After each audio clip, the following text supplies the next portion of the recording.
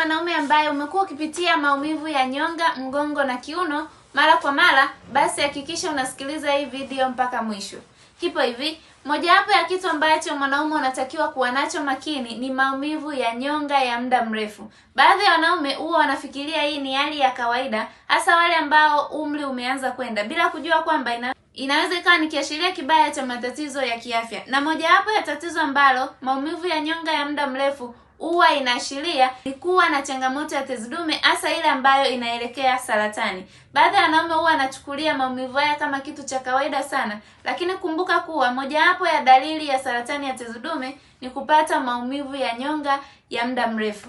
Je, wewe ni mwanaume ambaye umekuwa ukipitia dalili hii kwa muda mrefu? Vipi, umechukua hatua gani kuhakikisha unalinda na kuimarisha afya yako? Kama bado hakuna hatua yote uliochukua, basi huu ndio wakati sahihi wa kuhakikisha unalinda, unaimarisha, lakini pia unaboresha afya ya tezi dume.